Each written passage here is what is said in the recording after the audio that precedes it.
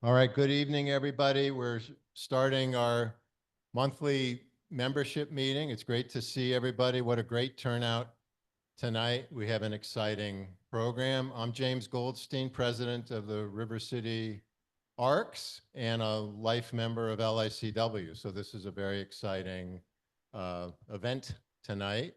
We're going to have the speakers speak first because Howard's on the East Coast. He's 3 hours ahead. So it's 10 p.m. For Dawn, it's 9 p.m. 9. And Mike, I don't know what Arizona does anymore with the time. So We stay the same, so we're with you on West Coast time now. we're West Coast time. Okay, excellent. And they'll introduce themselves a little bit, I'm sure, and talk about the Long Island CW. We won't go through our treasurer's report, all the usual stuff we do at the beginning of the meeting because our guests are from out of town. We'll do that afterwards. Think about questions. You know, the question and answer is often the most fun part. So with that, Carol, do you want to get a sense? How many of you do CW? I'm just kind of curious. Or out of about 30 plus here, we have 4, 5. All right. So there's opportunity here. So, all right. I think what I'll do is Howard, I'll send it over to you to begin.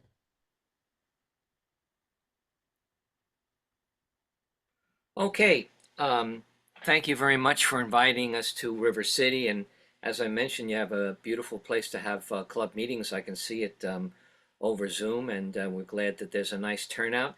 I'm Howard WB2UZE, and joined today by Don and Mike. Gentlemen, you want to say hello? Good evening, everyone. Good evening. Thanks for having us.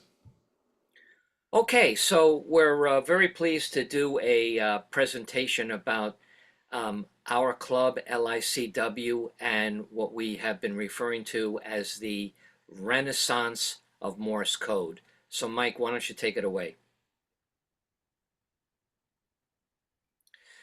Okay, so talking a little bit about history, what was really the main uses for Morse code back in the day?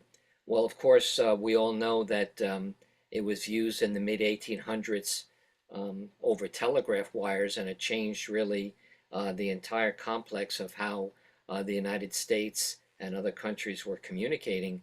And what I found out through a presentation that we had a few months ago, that they actually had undersea cables in the Atlantic Ocean in the 1800s. I had no idea that they had the technology not only to hook those things up and make them usable, but actually to lay cables. When you think about that, using sailing ships, unbelievable.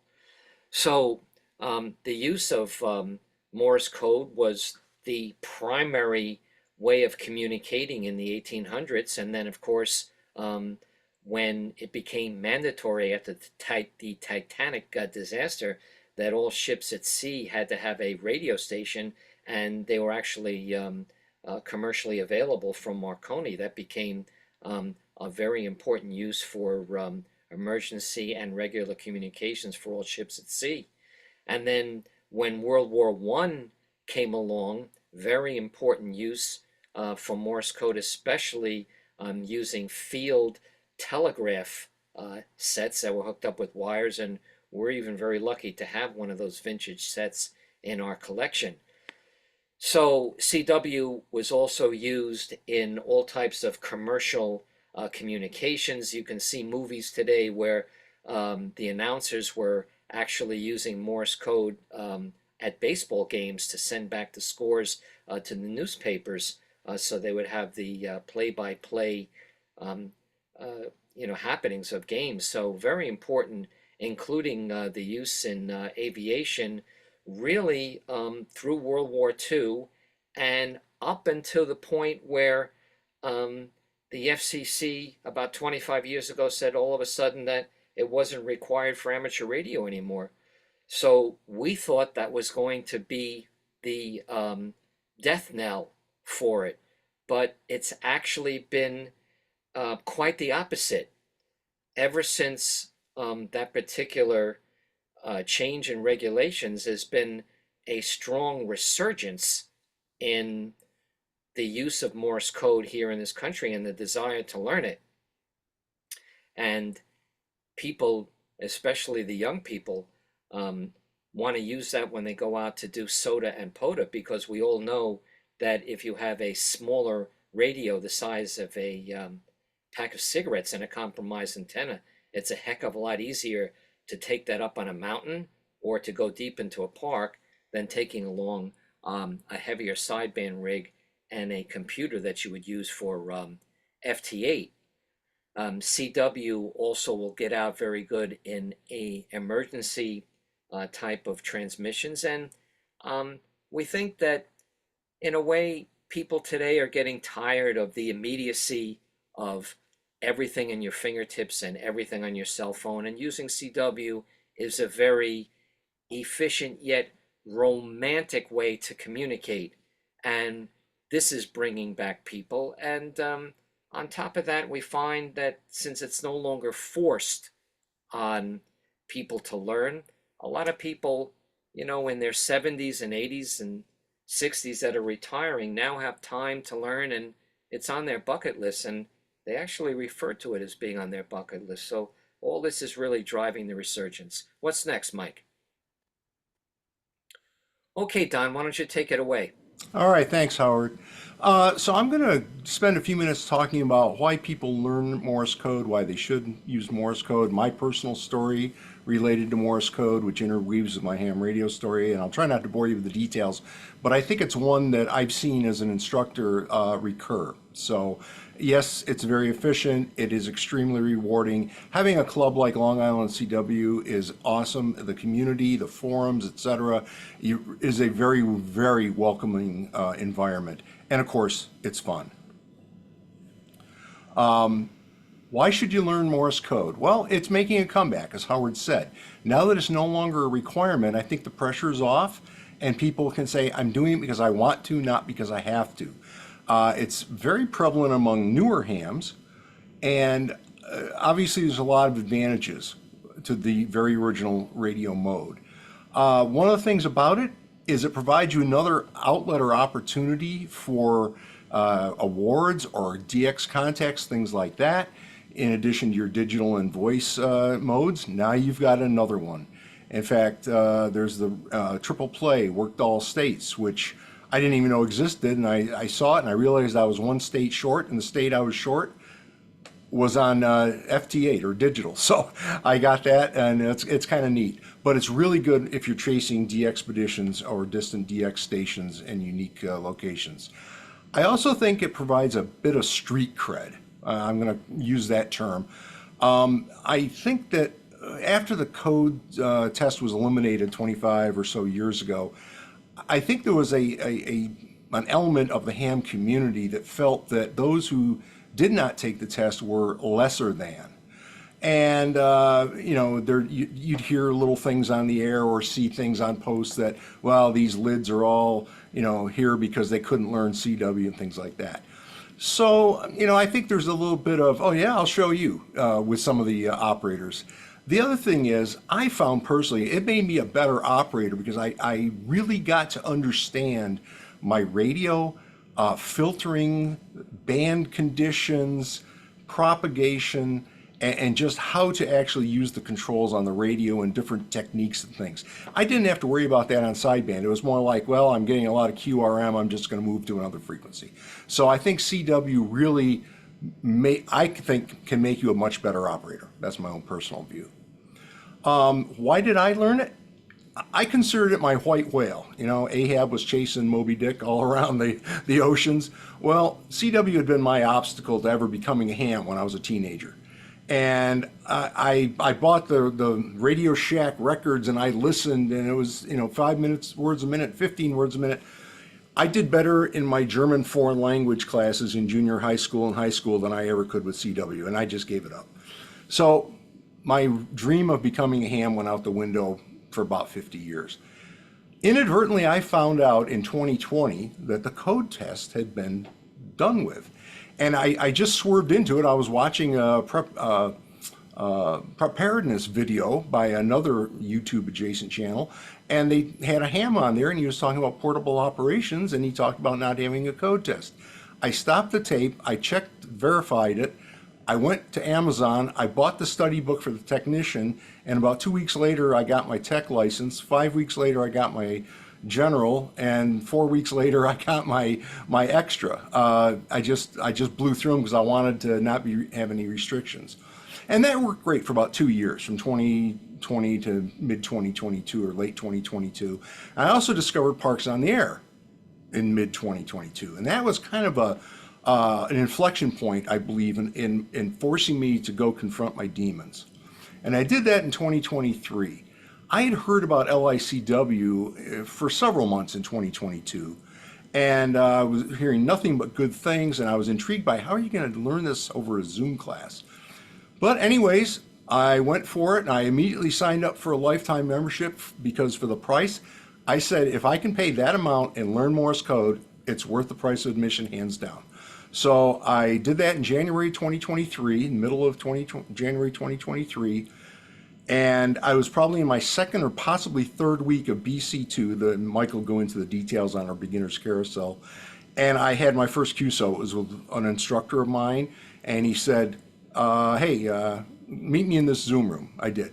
He said, you got your radio there? Yes, I do. Turn it on. Okay. Go to this band. Okay. Go to this frequency. Okay. Do you hear me sending my call sign? Yeah, I do. Okay. Send me a couple dits. Send your call sign. Okay. And the next thing I know, he lured me into a QSO, and I wasn't prepared, but I did it. It was not pretty. I guarantee you, it was far from pretty. But nonetheless, it was an accomplishment. And then over the summer of 2023, Howard asked me to become part of the instructor team, and I did that, and I started teaching about a year and a half ago, and I've found it extremely rewarding since then. The advantages of Morse code, Howard touched on some of them. I talked about it's an additional mode. It also expands your available QSO partners. There's only so many people on sideband, there's so many people on digital modes, but there's a whole bunch of CW people that don't do either of those modes. And there's a whole universe out there. And the other thing is, almost every CW operator I've encountered, either in LICW or SKCC or just on the street, has been very welcoming. Everybody seems to want new CW operators, and I find that really refreshing. When bands are marginal, in the last few weeks they've been kind of up and down, CW comes through better than most modes. Not as affected by QRM or QRN, and the filtering in today's radios are just marvelous. You can pull out signals that are hidden, and we have forums talking about how to use your radios and do things, and especially if you have certain radios that have advanced filtering, it's even better. And of course, because CW is such a narrow bandwidth, it provides a greater density of signals throughout the spectrum, so you can get a lot more folks on the air per megahertz, per unit megahertz, I'll say. And of course, it's portable. You know, low power means smaller radios, means smaller batteries, which means lighter weight. For those folks doing SOTA especially, and some hike-in Parks on the Air, they certainly, welcome CW. And we see a lot of students that are, say, based in the West with mountains or summits, and they want to do summits on the air, and they've done some in sideband, but now they want to do CW so they can have the lighter radios, and they come in explicitly for their summits on the air activations. And the other thing is a little thing, but if you have headphones on and you're just tapping away on a key or a paddle, nobody really can hear much of anything. So it's a very quiet mode if you have others in your household that you don't want to disturb. I'll just give you a quick brief go through of the typical protocol exchange, and I've got three on the left-hand side in particular. The first is the most simple one, and this is the one we really encourage our students to go after because it is so simple. It's the POTA exchange, and really all you're exchanging is making sure you get each other's call signs, you exchange your RSTs, and you might or might not share what your QTH is. I'll go into that in detail on the right-hand side in just a moment. Then there's the SKCC, or Straight Key Century Club. And they have a very formal, rigorous protocol. It's not expansive by any means, but it does include 5 required pieces of information: your call sign, your RST, and your QTH, and they add in your name and your SKCC number. And the purpose of this is to work other operators, and you have to do it on a mechanical key, not a paddle, so you have to use either a straight key, a side swiper, or a bug.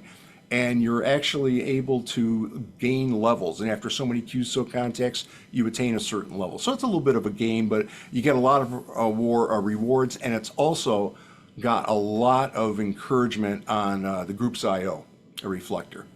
And finally, the standard QSO protocol, I'll call it, is really, it starts out with your RST and your QTH and typically your name, as long as you know it's not an SKCC exchange or a POTA or SOTA exchange.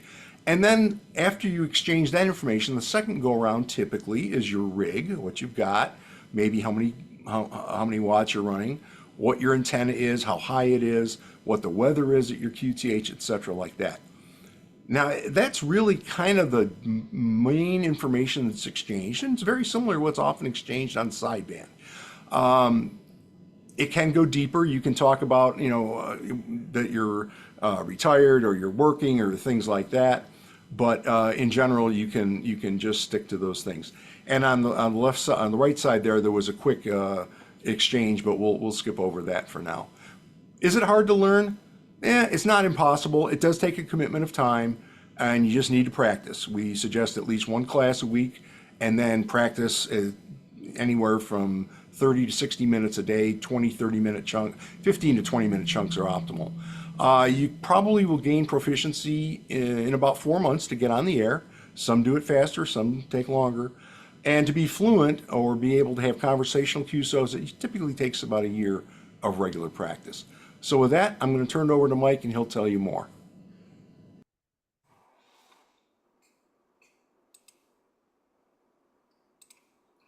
Thank you, Don. This evening, I'd like to give you an overview of some of our teaching methods and their origins. And to do that, I need to take you back to 2018 when our club was founded, really with the goal of just teaching some local hams on Long Island Morse code so that they could be CW operators in the following year's field day. Our 2 founders had to stand up a training program almost overnight. One of them knew of the popular G4FON trainer, which has a character sequence and teaching methods attributed to Koch. So they adopted the G4FON as the club standard and began teaching with it. Now, one of the limitations of the G4FON trainer is that it is not able to produce a CW character sound at any speed less than 20 words per minute. It's designed to be used in what's referred to as the Farnsworth method, where a relatively fast character speed is used, but additional spacing is added between each character to bring down the effective speed. They were teaching at 20/5. That's a 20 word per minute character speed and 5 words per minute effective speed. And they built the club to almost 1,000 members teaching that way. But by 2021, we had significant concerns through observation of our student performance. And too many of our students were stagnant and unable to progress to the intermediate level. They had become dependent on this exaggerated amount of time between the characters due to the Farnsworth. One of our instructors coined the term, the Farnsworth trap, and it certainly felt that way. We also knew that there is no Farnsworth on the air, and so we weren't accurately preparing our students for what they would experience when they made their first on-air contacts. So we decided to take a clean sheet approach and develop a new beginner's curriculum.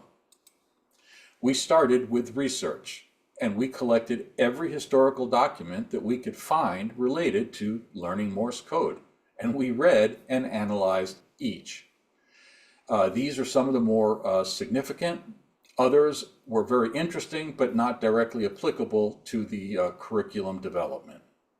We took what we learned from the historical documents and we combined it with our collective experience, now having taught hundreds of students Morse code.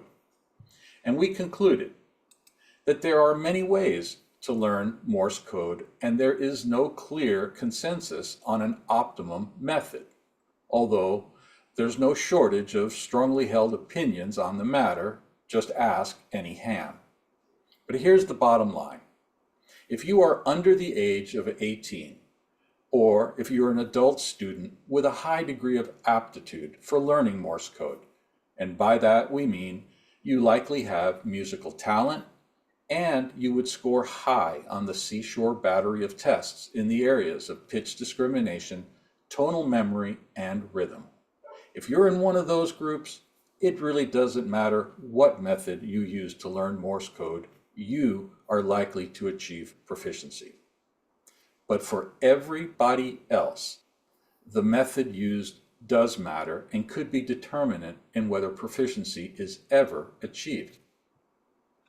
Our goals in developing our teaching methods were to give the average adult student the best opportunity for success, to achieve proficiency in Morse code, to get on the air in a reasonable amount of time, and to do it with maximum flexibility, taking into account that our students have other responsibilities and holding them to a fixed class schedule could be overly restrictive and thus counterproductive. So, let's take a look at some of our teaching methods and their origins. Of all the historical documents that we read, the one with the greatest influence on our teaching methods was the 1936 report by Ludwig Koch from Leipzig, Germany. This was a very, very difficult report to read and understand. For starters, it's written in an old technical German. But even after professional translation, this was very, very challenging. And that's likely the reason almost everything we had ever read about Koch turned out to be inaccurate. And we'll give you examples of that tonight. If I were to summarize the Koch report, it's that CW characters should be learned as single acoustic sounds and not by reference to a visual chart, what Koch referred to as the analytic method. And Koch developed several techniques to amplify the acoustic nature of the CW sounds. For example, he would play those sounds for his students without telling them what letter they were associated with. And he would ask his students to mark a piece of paper with a dot every time they recognized that sound. For example, he would play did-odded, dot, did-odded, dot. And it wasn't until that sound familiarity was firmly established that Koch would tell his students, did-odded is an R. Did-odded is an R. And from then on, his students would say and write the letter R every time they recognized that sound. Now, we thought this was innovative and effective, and so we integrated the Koch method of character introduction into our curriculum. And you'll hear a lot more about this concept of sound familiarity throughout this presentation. Koch experimented extensively with character speed. A full third of his report is devoted to it.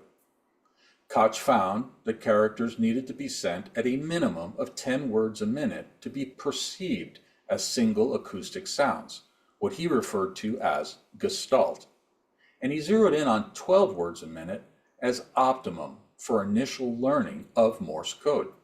Now, that wasn't his ultimate goal. Koch wanted to get his students to 20 words a minute, and he did. But when he conducted his teaching experiments with new students at a character speed of 20 words a minute, only those students with the highest degree of aptitude were able to keep up.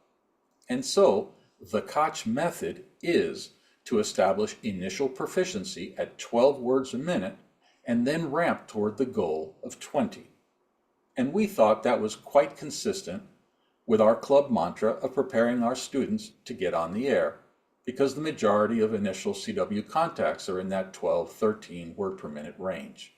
So we adopted Koch's recommended 12 words per minute for initial learning of Morse code. But remember, the G4FON trainer that we were using, which purports to use the Koch method, is not able to produce a CW character sound at any speed under 20. So we knew we would need a new training solution.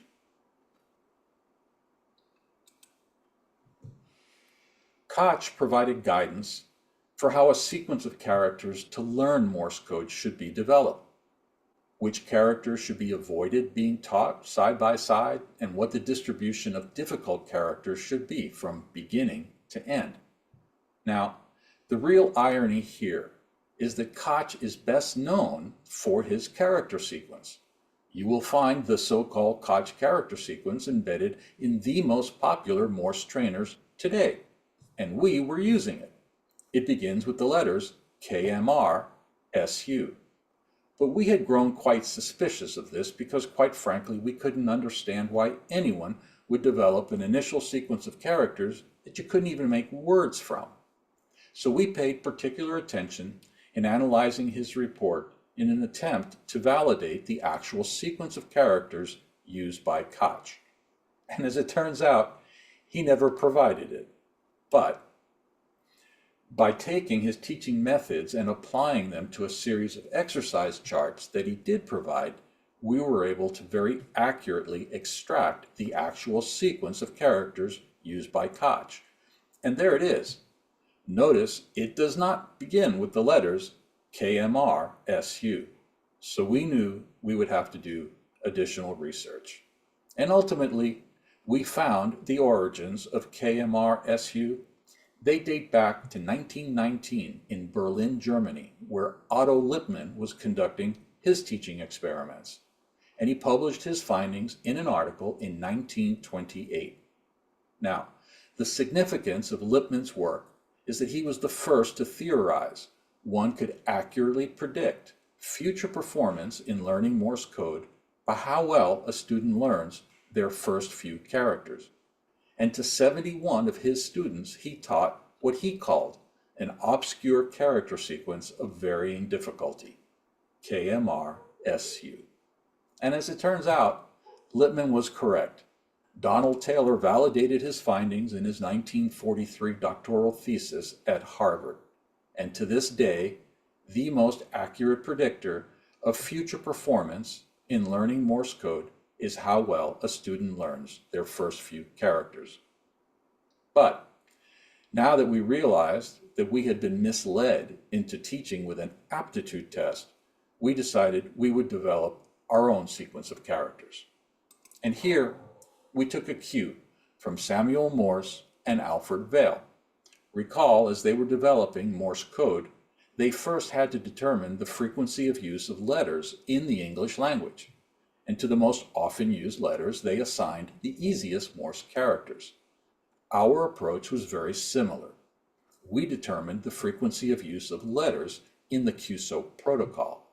And as Don mentioned earlier, the QSO protocol is how we communicate in Morse code.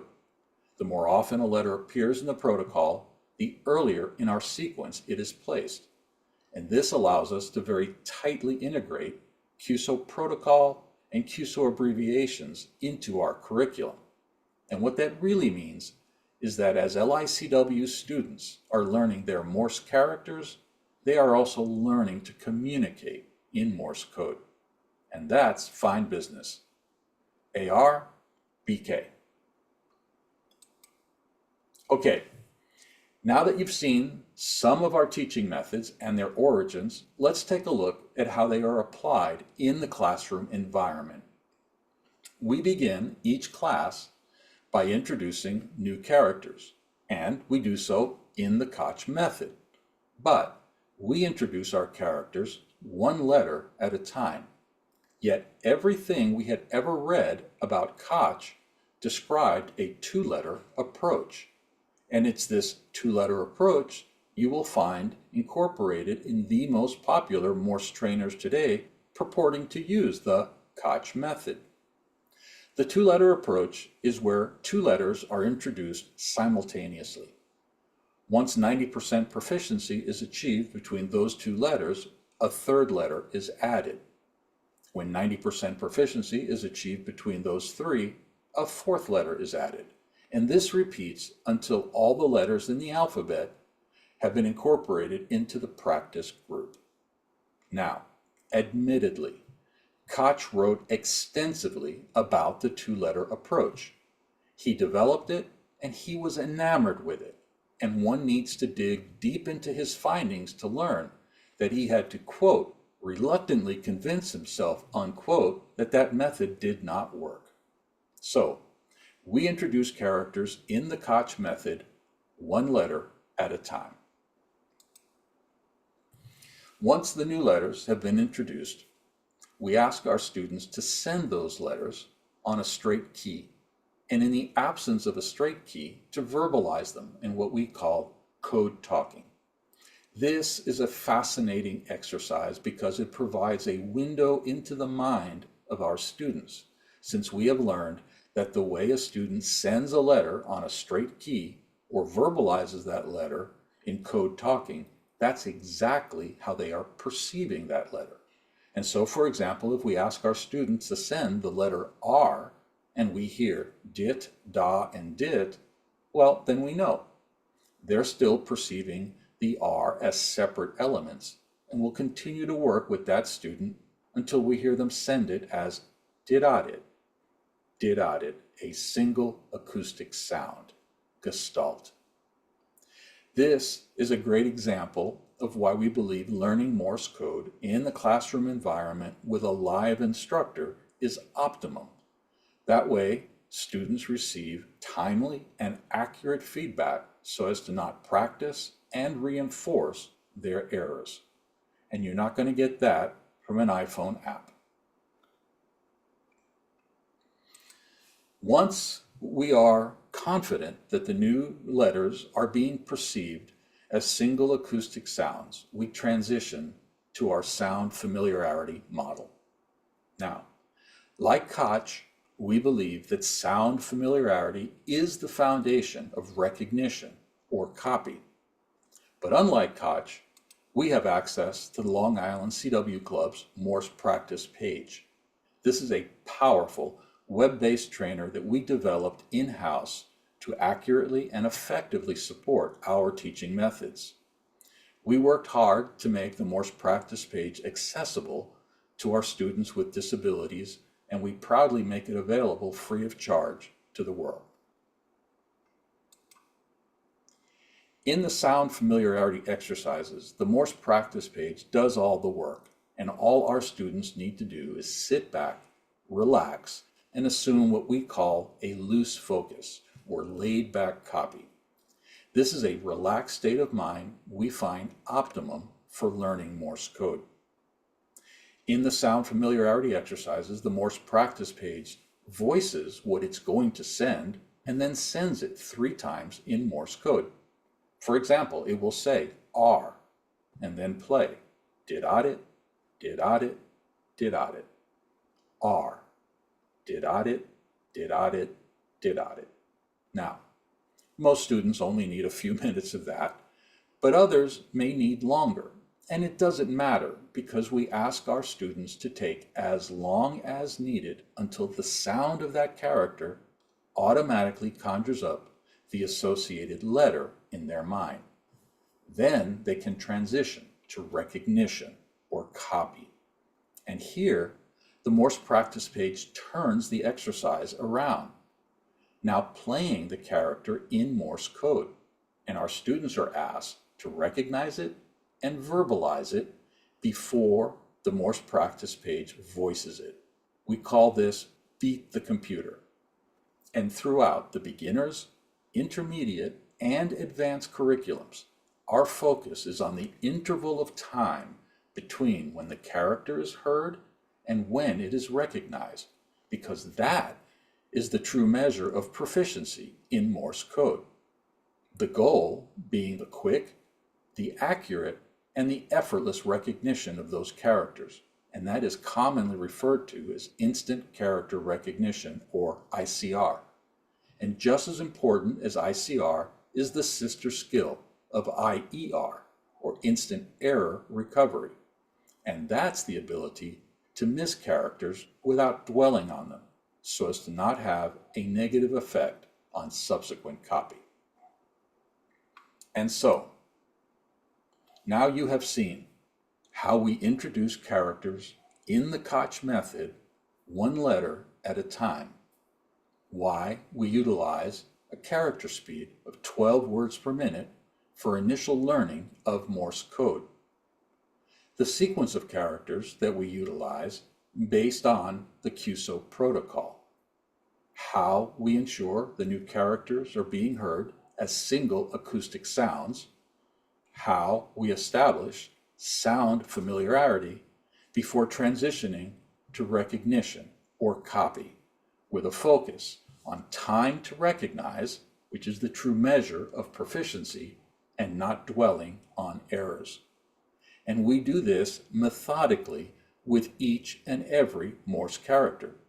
Combined, we refer to this as the LICW method, and we believe this method gives the average adult student the best opportunity for success to achieve proficiency in Morse code.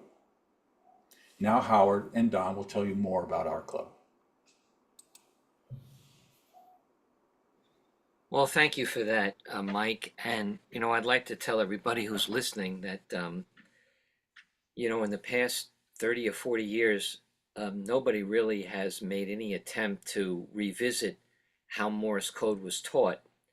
And everybody was following mostly that Farnsworth method. And as Mike said, that's what we used when we started the club. And I said to myself, who are we to even do anything contrary to what is the common belief of the way to teach? But, Mike actually took it upon himself to study all of this. And I'd like to mention that this took thousands of hours on his part. At that particular time, he was a international FedEx pilot, and he had time during his trips in hotels all over the world.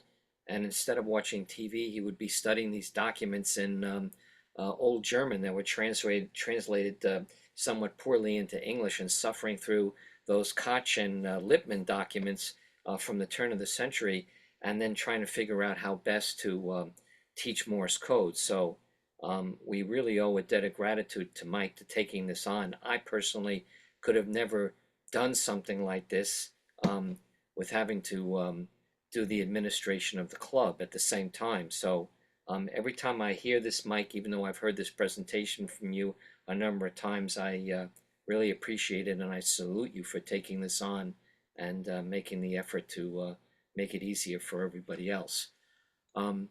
Continuing on here, we told you before why we started the club, and at that particular time, 5 years ago, I basically went around to the 3 largest clubs on Long Island I belonged to, and I strong-armed the people that I knew to join so that we could have some members.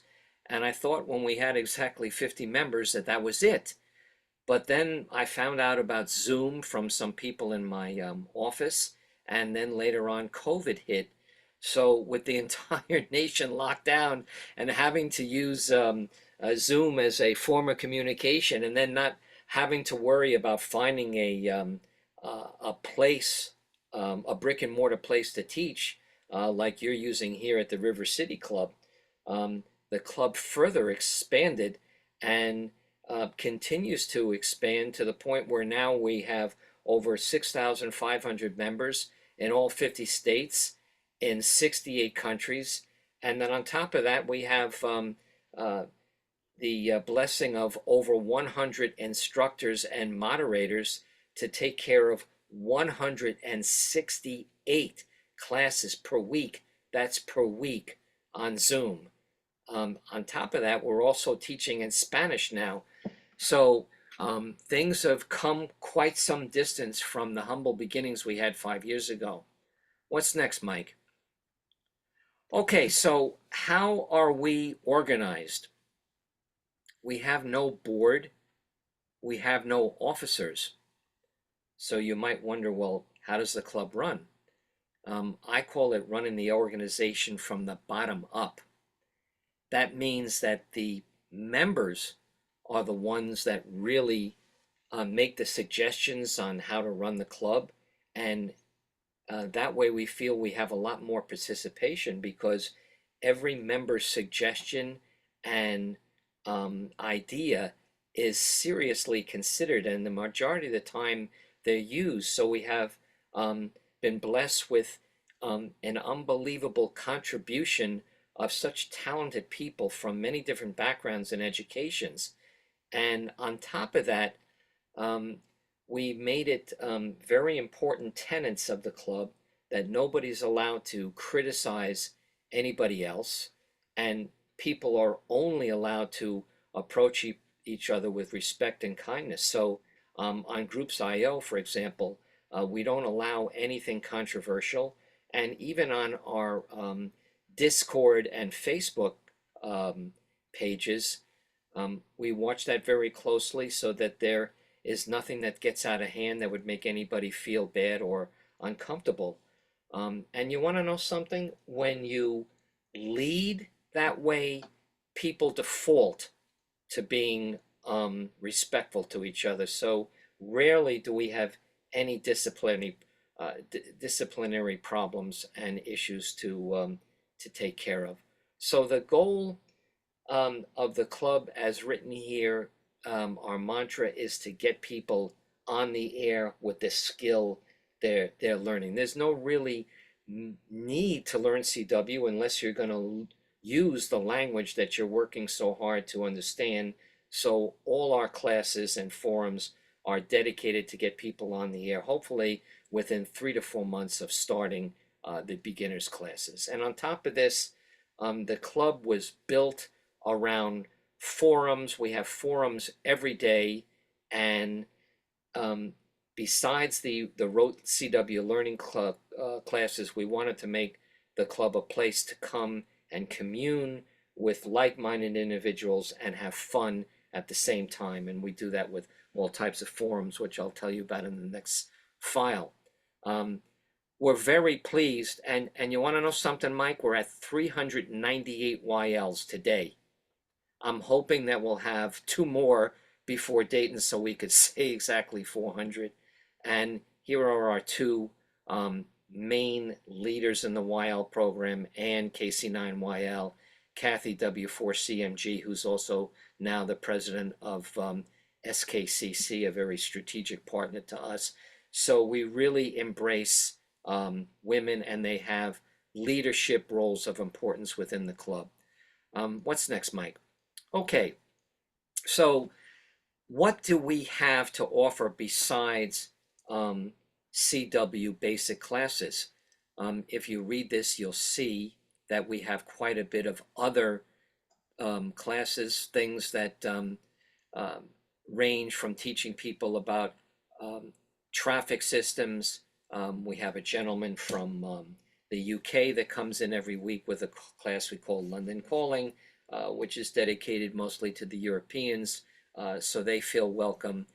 We embrace Internet CW. We have CW Makers class where they build all different types of things. We encourage people to make CW buddies together. We talk about all the essential operating subjects of CW and ham radio in different types of forums.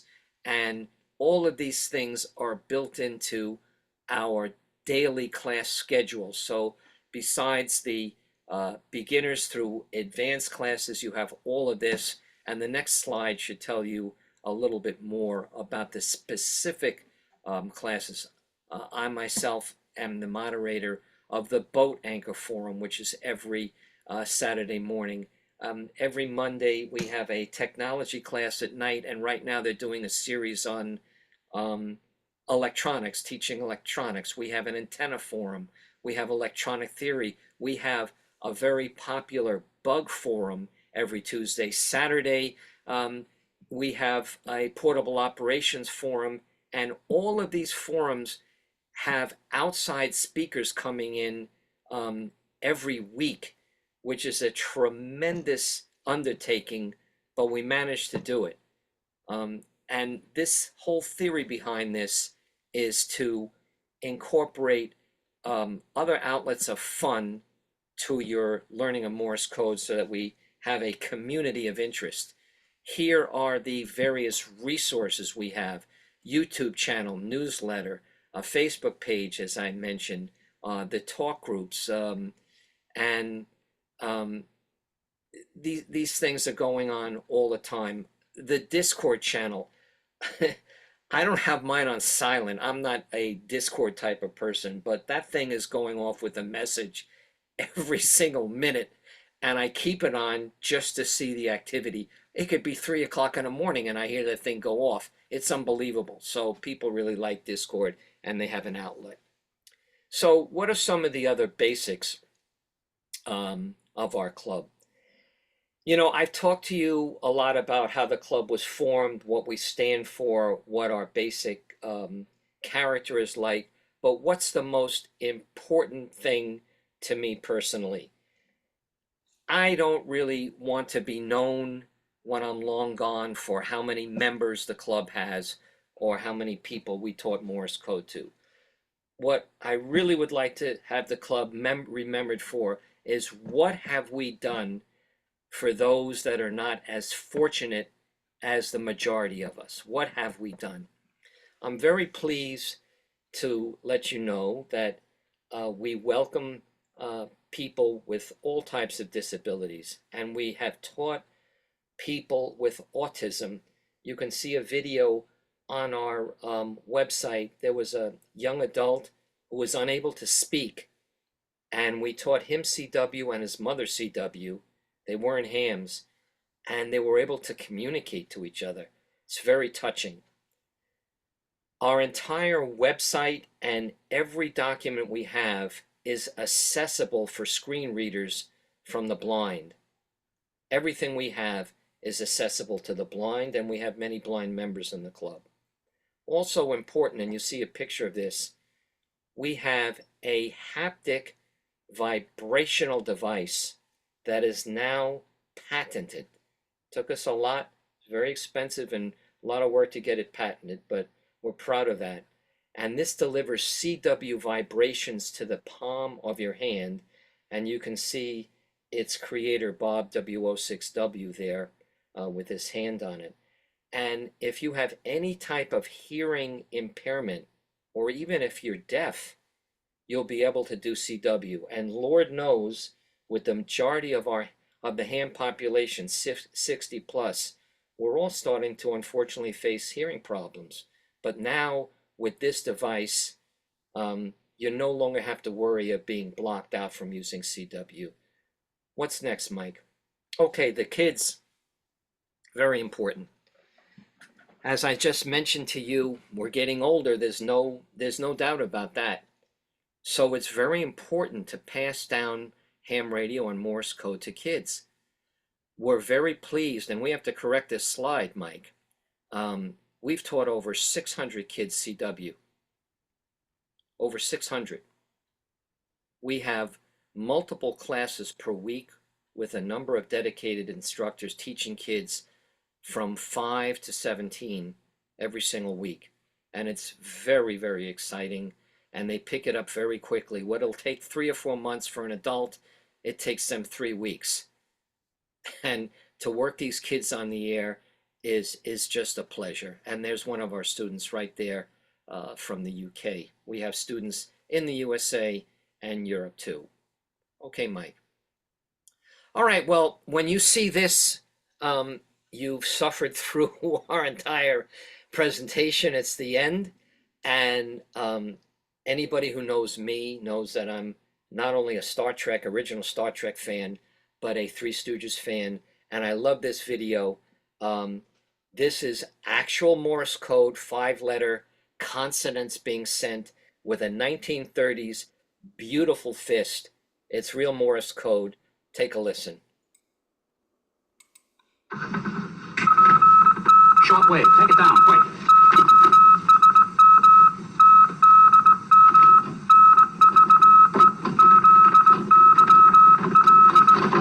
What's it say?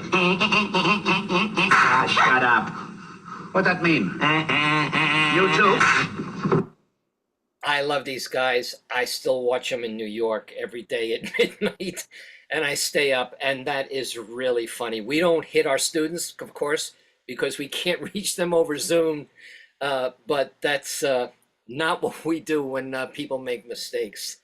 So that's it, and we really welcome Q&A. We like that the best. As a matter of fact, there was one club we had Q&A with in California a couple of years ago. It lasted an hour and a half. I don't expect that from you guys, but as long as you want to ask questions, we're all ears. So Thank you, over to Howard, you at River Mike, City. and Don. Yeah, that's great. Thank you so much. That was a great presentation, and I think everybody really enjoyed it. It's an excellent job, and Carol, KP4 MD, and myself, and me, we will pass the microphone around for questions. We have one here. Go ahead. Introduce yourself. I am Neil, Kilo Lima 7 Hotel, Quebec, Romeo. Thank you so much for an extremely informative presentation. For those of us who have learned Morse code the other way, in many other different ways, and we are forgotten for a long time, just coming back, would there be a need to unlearn what we did to start right with you guys? And what would be is there a level that we would have to be evaluated to start? Mike, I can see you're shaking your head right away. So why don't you go ahead with that? Neil, there's no wrong way to learn Morse code, and whatever you have is wonderful and would be welcomed at LICW. You come into the club, you find where you are. If it's been a while, for me, I took a 28-year hiatus between when I was active, had an extra at 20 words a minute. 28 years later, I had forgotten everything. I came into the club. I went back to the beginner's class and just progressed quickly. Found my comfort zone, and then started progressing from there. So no, you don't have to unlearn anything. Just join the club, find a comfortable place, and we'll help you with that, and you go from there. Bill. Hi, my name is Bill, K6KRQ. You know, I want to say I've been taking your courses since January. This is more comment than question. That practice page is really awesome. There's so many things you can do with it. Even since I've been using it since January, I've only barely scraped it. But my real comment is I'm somewhat stunned out of 6,000 members that there are only 400 gals like in LICW. I don't, why is that, I wonder? Well, I don't really know, Bill, the population of YLs, but I'm thinking that's pretty good because they're not very present in ham radio. I mean, if you just listen across the bands, even on sideband, it's not very often that you hear a YL. And there's one YL that's actually a charter member of the club, but she's not very active on sideband because she likes to be on CW. She likes to be on sideband. When Sally gets on the air and she calls CQ or she does any type of contest, she has a pileup of all the men that want to talk to her just because it's a female voice. So I think, and even the YLs, because KC9YL Ann is really in charge of the YL group. They have a meeting every Monday night, and she's delighted, Bill, at the volume. She can't believe the number that we have compared to the even the membership of the worldwide organization, which is RLYL. So I can't give you statistics about how many YLs there are out of the 600,000 hams we have in the States, but I think 400 isn't bad. Other questions? Dave. Good evening. I'm Dave, KK6MVJ. I have a hello from Kilo 2, CPU, Ben in West Islip, who went through your program early on, and he hadn't used code for quite a while. We went up to Newington And he sat down at W1AW and just had a blast. So he's very appreciative, and he's not active in ham radio right now. In fact, tonight, about this time, he's on his way home from Farmington to West Islip. So he wasn't able to be on with us tonight, but he says hello. Well, that's a very nice story, and how exciting to learn something and then be able to sit down at one of the most famous stations in the world and work CW. That's a great story, and thank you for sharing that. Carol, you have a question? Yeah, I have a question. This is Carol, Killer Pop for Mike Delta. And I do a lot of voice operating, mostly for nets that I participate in. But when I like to operate just by leisure, I do a lot of CW. And I get this response from the CW op sometimes when they realize that I'm a YL, that, oh, it's wonderful to hear you on the air.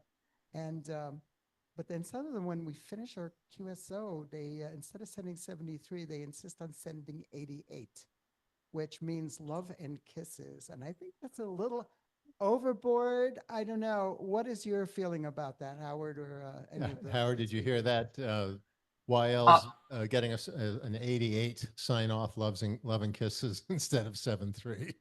Well, you know, if you somehow could adjust the volume a little bit on your microphone to make it a little louder, it would be better. If not, don't worry about it. Carol, I have to answer that tonight. I got called. I happen to be on the air tonight, which I don't do too often because I don't have time. But after I finished, I got a call from Amanda KY4GS, who's a member and an instructor to the kids program, and I did use 88 and 73 because that's what I've done all my life. If you know the woman, I think it's a nice thing to do. I wouldn't necessarily say that to any YL that I didn't know, but her I know very well, and I even told her in that QSO that I can't wait to see her at Dayton so I can give her a big hug. And I said that in CW too. So I thought it was appropriate. But I guess, Carol, it's a personal thing, and I never really thought about it too much. Thanks, Howard. I have a question. This is James, AE6JG. You know, the CW began as a way for ships to communicate and for emergencies, but that seems to not exist right now. Is there any effort? Like, I'm a member of Sacramento County Aries.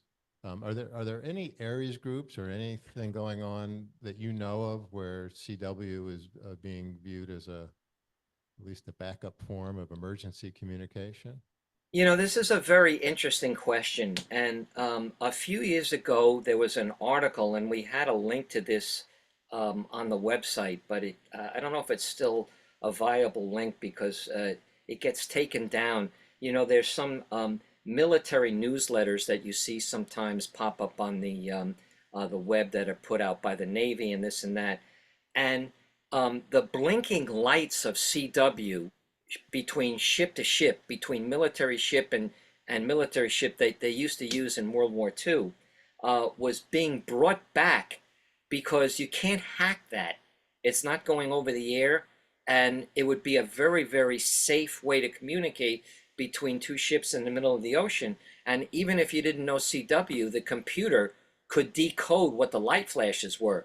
So that they were bringing this back, and that was a few years ago, but the article is about 5 years old, and I've never seen anything subsequent about that. So I can't really say if CW has been brought back for anything in the military, but there are CW nets still on the air that do handle emergency traffic, but that isn't something that's new. So I don't know if we see a revival when it comes to CW and emergency yet.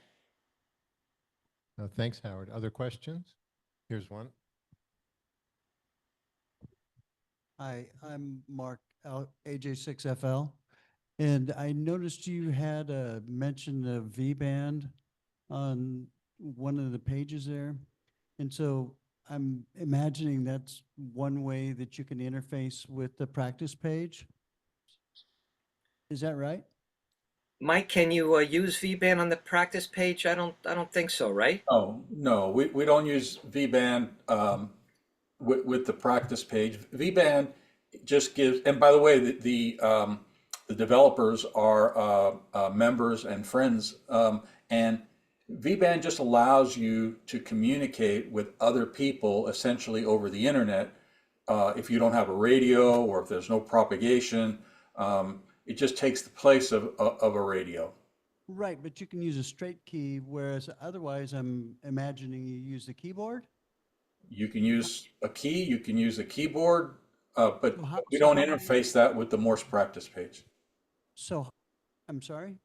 We do You not don't, interface VBand with the Morse practice page. so is the practice page just copying, or is there sending involved as well? Well, we have sending lessons within the Morse practice page, but it doesn't hear what you are sending. It acts as the standard.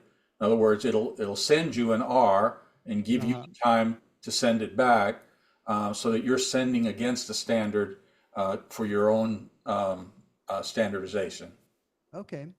Now, the other question is to become a member, what does it cost? Don, you haven't said a word yet. You want to go over that, please?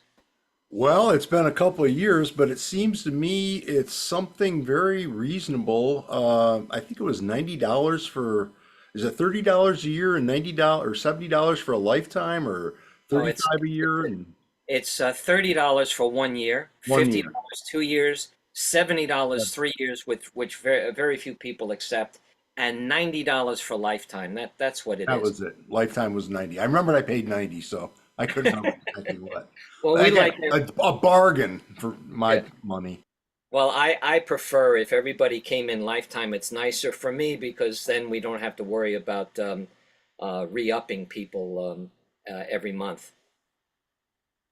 To answer your question on the sending practice, when you're in the Zoom room, the instructors will listen to you send, and they'll give you immediate feedback on your sending. They'll explain to you how to set up your oscillator or your radio. What maybe Don could talk about that some more, how that actually works in a class. And if Yeah. I could say before he starts, Don is actually our lead sending instructor. We have dedicated sending classes. Go ahead, Don. Right. So we've done a couple things, James. We've incorporated sending into our beginners curriculum in each class. In addition to that, we encourage all new students in the beginners carousel level to join a sending class. We have 5 beginners carousel sending classes a week, 3 in the evenings and 2 during the daytime here in the U.S. And we actually will provide critical feedback to how they're sending. So if they're splitting, like for a C, for instance, if we hear them send da dit, we tell them, no, that sounds like 2 N's. You need to put that together, da dit. And we will employ code talk as well as our keys to get them to understand what the sound should sound like. We can also, as Mike said, use our practice player, our practice page rather, to actually have them echo it. But the point is, we want human feedback to their sending so that we can nip problems in the bud. And then we've now expanded into where after the beginner's sending, because once you become pretty proficient with most of your characters in BC, you can usually send each character individually. What we are then trying to expand on in the intermediate levels is, first of all, just sending lengths of text, sentences, and then eventually we want to get into head sending, where you're thinking a thought, maybe in a response to something you heard, and then you're sending it. And that's a completely different skill than just looking at something on a page and sending a word. So it's multi-layered, you might say, but we do emphasize sending quite a bit in the curriculum. I was in an intermediate 1 class yesterday afternoon, and I thought my sending was perfect, but the instructor was able to find a few things that needed correction. Like I have a tendency when a letter ends in a da to shorten the da to a dit, right? And so there was a word that ended with y, da-di da-da, and I did da-di da dit, although I was sure I did da-di da-da. So the live immediate feedback is fantastic. Yeah, and in fact, you nailed my personal demon. That was what I struggled with, that trailing da being too short. And so I will actually encourage students to accentuate it when they're learning. So it sounds really bad, but once they get really rhythmic with their sending, it's going to fall into a natural position. But what you suffered from, I suffered from, and I would say 70% of my sending students also suffer from initially. So it's a very common problem. Other questions? Right, we have a few more. Okay, there. Gentlemen, I really appreciate your presentation. This is Eric, KN6QQT. What I was really impressed was when you started talking about accessibility, specifically with autistic people. Is there more on your website on that kind of information? I'd really be interested because I know there are some people out there that are using Morse code for communication with autistic people outside of the radio community. Well, I'll tell you, this was a very important thing to me. On the website, there are 2 videos of 2 autistic adults that we helped.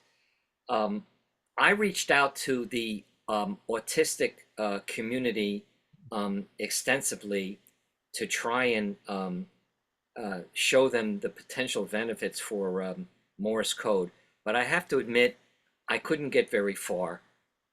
And, you know, some of the organizations, I guess, are political, like the national organizations. And I think that in some cases, you have to convince the parent to be able to have interest and think that something so novel would actually be workable for their child. And that became an obstacle too. So I said to myself, you know, instead of really forcing this, let me try and find another way to be able to give back to people with disabilities. And so we concentrated on the haptic device, which, believe me, took a lot of engineering because the first prototypes that we produced did not vibrate strong enough. The theory of having it there was good, but when you touched it, it just didn't work. And then we were really fortunate to have Bob W06W, who was a retired medical instrument engineer. He's actually in California, not too far from you guys. And he took a look at it and he knew exactly what to do to improve it. So without him, we would have been dead in the water. So in answer to your question about autistic, we don't have a lot of information because the program, unfortunately, didn't get off the ground. And then we concentrated on the hearing impaired and the blind. It was a little bit easier for us. Yeah, question. This is Kishore, KR6RAO.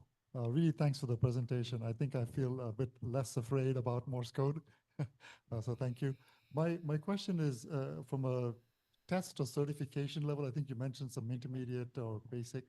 What does it take to get there? I mean, is it words per minute? Is it proficiency? How does that measure? How do I take a test to get to that level? Mike?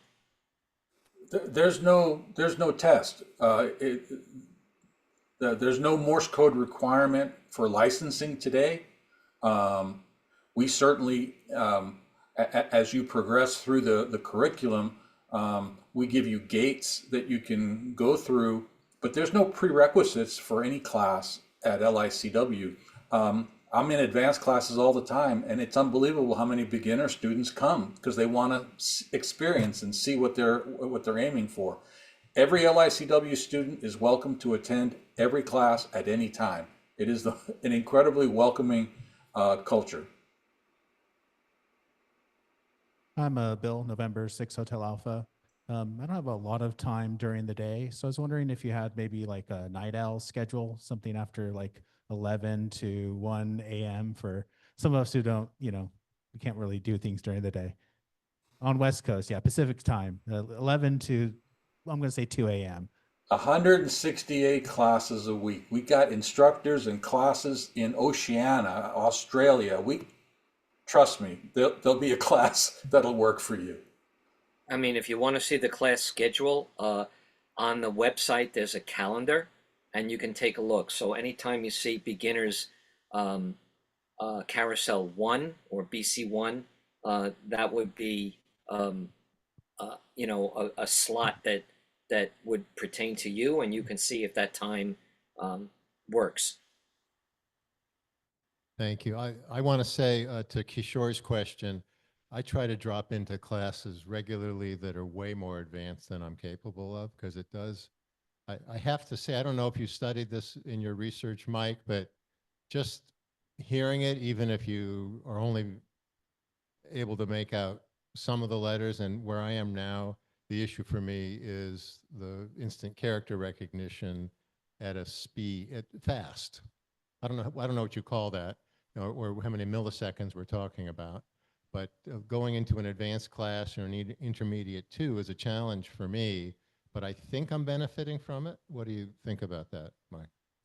Absolutely. When we built our intermediate curriculum, which is the only structured and comprehensive curriculum that we know of that focuses on conversational head copy, we built it specifically with multiple levels and significant overlap between the levels.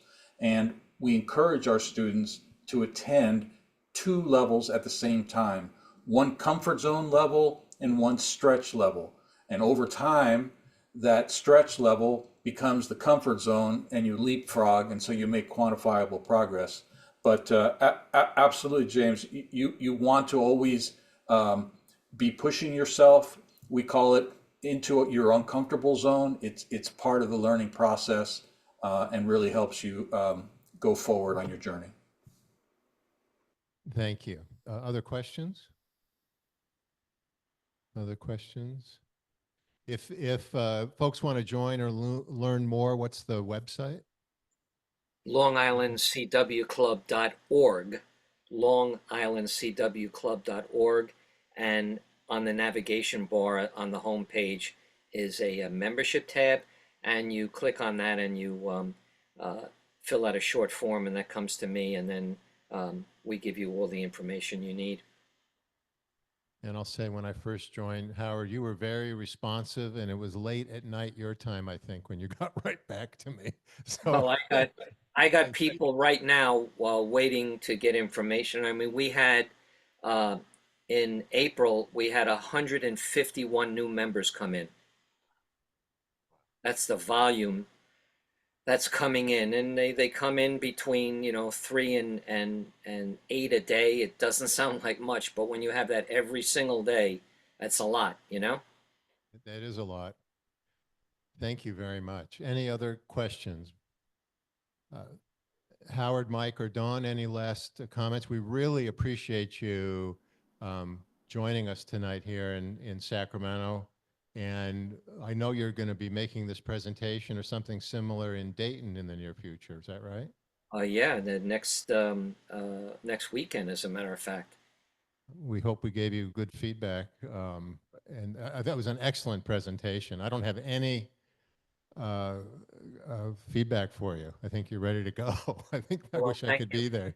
You're welcome. It's a pleasure. I appreciate you having so many members from your club come out, and a few on Zoom, and also the Q&A was great. You guys asked good questions. Funny, from California, we always get, like Northern California, we get great Q&A. We can do the same presentation and then maybe have 5 minutes of Q&A, but it always runs at least a half an hour with the Northern California club. I guess people are just more curious in general there, so it's a good thing. We like that. That must be it. It's our curiosity, for sure. Thank you very much. Thanks. Well, we will be posting this presentation on our website probably tomorrow or the next day. And what we have found in the past is a lot of people will come to our website and wind up viewing this evening's presentation. So I'll let you know how many more views we get. I'm guessing it will be several hundred because that's typical for us. Okay, So, well, that's fine. yeah. We appreciate that very much. Yeah. Okay, that's it, you guys? Any other comments? Okay, thank you so much. Okay, thank you, guys. Appreciate it. I'll say Okay. goodnight from Long Island. And Don and Mike, Good night from Minnesota. Good night from Scottsdale. Thanks for having us. Thank you. Thanks, you guys. See you in class. okay, good night, everybody. Thanks. Bye. All right, you guys want a quick stretch? Sitting. Stand up like seventh grade. You know, there's a water fountain in the hallway. Bathrooms are. For those of you on Zoom, we're taking a stretch break. So breathe deeply, stretch, stand up a moment if you've been sitting all this time. Go serve yourself a coffee and a cookie or something. Over here we have cookies and we have churro bites. And coffee also. That was an excellent presentation. Loved it. I'm going to see some more of our club members get on to brass pounding.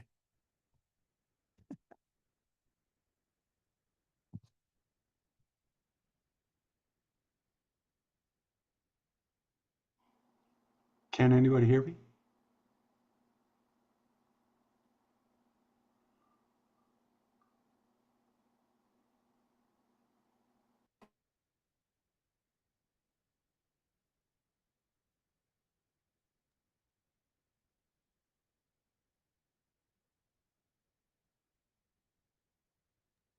Yeah, we heard you.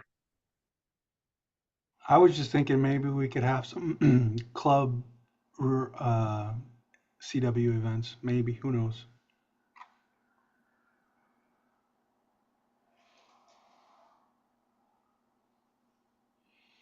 Since there seem to be a lot of people in the club interested, yeah. I'm a lifetime member of Long Island CW already.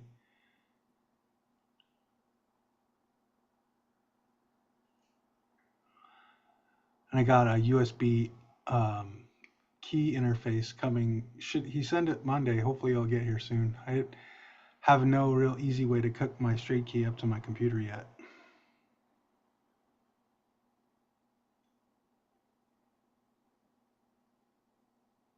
Have you considered coming out to Field Day and operating the CW station? I haven't even passed Carousel 1 yet. Ah. I'm still I just joined the Long Island CW last month. Oh, okay. Very good.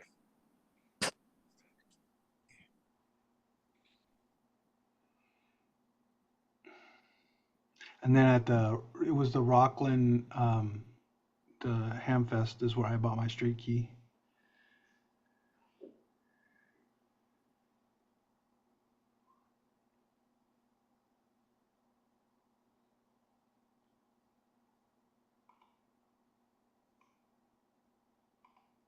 When I was learning, as I was a novice in 1975 when I started learning CW, and I bought one of those brass keys from Radio Shack, and I think it was actually brass. Bought another one, put the two keys back to back, and that made my first paddle. So my first paddle was actually two straight keys from Radio Shack back to back. Nice. And it worked very well. I have a paddle too. The Long Island curriculum says they want you to start with a straight key. But I have Brown Brothers model BTLA paddle set too for the desktop. I've got a couple of small keys for remote stuff too, but I'm going to learn on the big things first. I can't remember the last time I touched a straight key. Yeah, I mean, I think I believe them when they say they want you to learn how to do the timing intuitively versus having the keyer time it for you.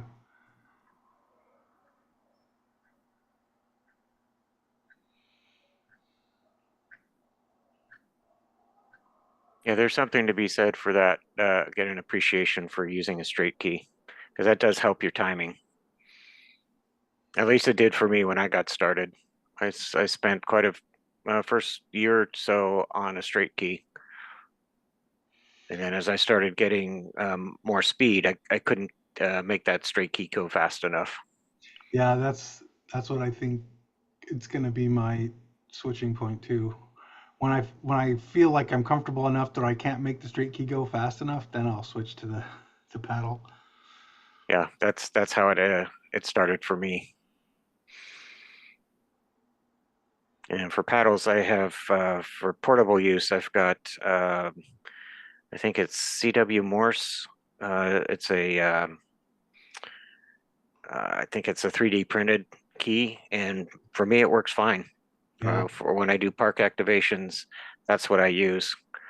All right, everybody, let's Back. let's get together back at our tables, and we'll do the next part of the meeting. The next part of the meeting now. What I'd like to do. Do you want to do your report first? Okay. All right, you guys. We are. I'm gaveling us back to order. First of all, let me know, was that a good presentation? You guys, yeah, that was good. Yeah. I thought that was really, really inspiring. All right. Okay. Carol's going to give her update. We're going to, Carol give her presentation, and then Sylvia will give her presentation. All right. Carol, please, you have the floor. Okay, thank you very much. This is Carol, KP4MD. I'm your vice president for the time being here at the club, also the AORL Sacramento Valley section manager. And this is the web resource report for our club, but I also have some updates on the coming events and activities at a club.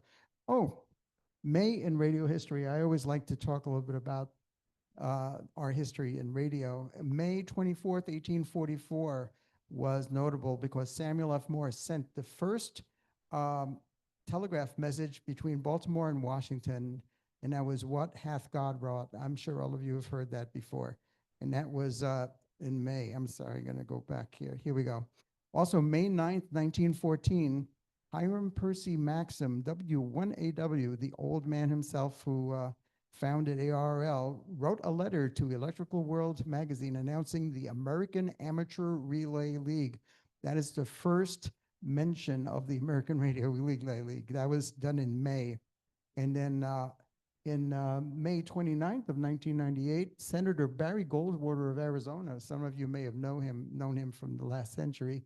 He was a very well-known amateur radio operator, Kilo 7 Uniform Golf Alpha, and he became a silent key in May 29th of 1998. So those are things of note during the month of May for radio. Also, Mother's Day is coming up this weekend, and if you have a mother out there that you'd like to present with a very attractive flower basket, how about this one this is an idea from KF9F, a Mother's Day basket idea. You take 5 19-inch metallic rods, and you attach flowers on them. And you solder them to an SO239, and you can make yourself a little ground plane antenna. And then the rest of the flowers that you fill up the bouquet with there are pure plastic. And then you can hang it and make sure everything else is non-metallic. And there you go. For the radioactive mom, you have a Mother's Day 2-meter ground plane. I thought that was a great idea. And that's for real. And I'm sure that works. May QST, great magazine. For you who are members of ARL, you should check out your digital issues. And they have a lot of good articles in there. And they do make an announcement there for ARL Field Day, and that's one thing that's we're going to talk about a little bit this tonight as well. But go ahead and check the QST, and if you're not a member, see what you're missing. There you go. A reminder that our website is n6na.org, and we try to keep it up to date with all of the going-ons of the club and also amateur radio in our community. And our HF seminar series is going strong. We had our first session, which was setting up your HF station on April 29th. And the next one's coming real soon. May 13th is going to be all about HF antennas. And then on May 20th, it's HF contesting and DXing and HF operation. And all of those are going to be right here in this room we're in right now. And those are actually on Tuesdays. They start at 7, go through about 9 p.m. And they're very well attended and very enjoyable. Carol, they are not on Zoom. No, no. So you have to be here. Yeah, we're not doing the new ones on Zoom. Yeah. We do have some recordings of last year's there, which we're just offering for review in case, you know, also if you have to miss a session, we can refer you to those. But you don't have the one-on-one live interaction. Next week, Phil's going to be talking about antennas. And as many of you know, he loves to talk about counterpoises. Oh, no. Yes. Yeah. I don't even know how you say counterpoises. I don't know what the plural is for counterpoise.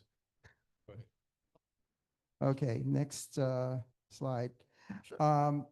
There's also the Rio Linda Farm and Tractor Days. That's an event that the club does support. May 16th and 17th is Friday and Saturday over Dry Creek Ranch House. That's the same place where we have our field day.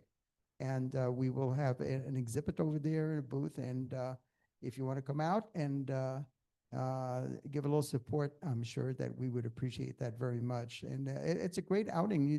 You know, it's a family event. You can bring the rest of your family who's not interested in ham radio because there's so many other things that they can do there and really enjoy.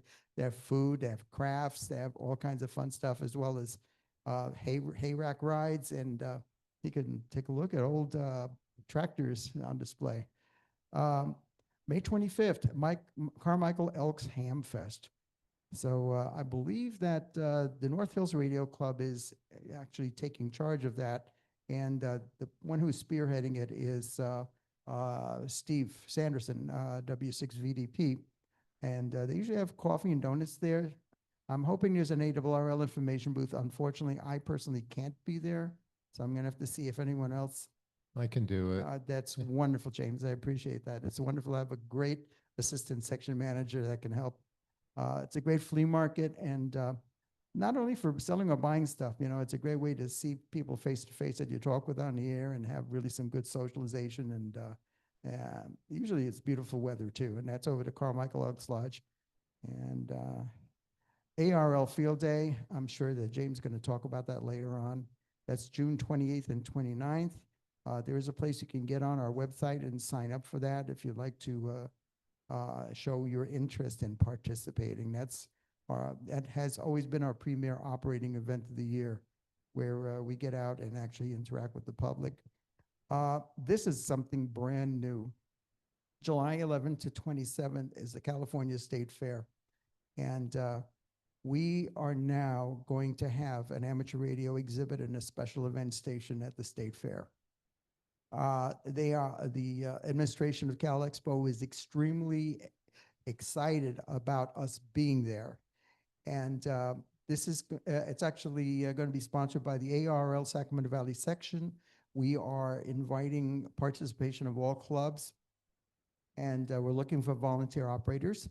The task that we're trying to fill is try to get the weekends, the 11th to 13th, the 18th to the 20th, and the 25th to the 27th of July, where we could work shifts that you don't have to be there all the time for, you know, the entire day, but you could take like a 3-hour shift and be there to interact with the public, do some operating, let people have a chance to talk on the air and experience what amateur radio is and even learn about it, because a lot of people have no idea what amateur radio is since they've been pretty much dominated by cell phones and computers and the internet.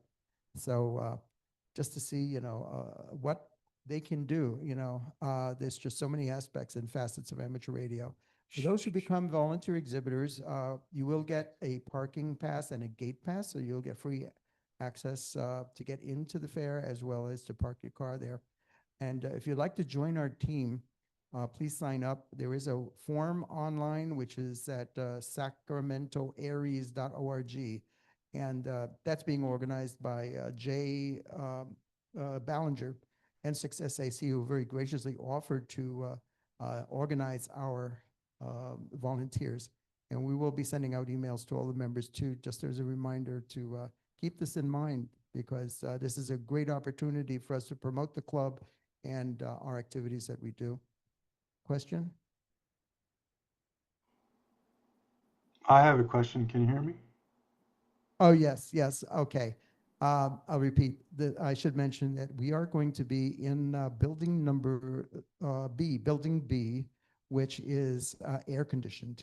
So you're not going to be out in the 100-degree weather. And Carol, you got a special call sign. Yes, we have a yep, it says right up there on the slide.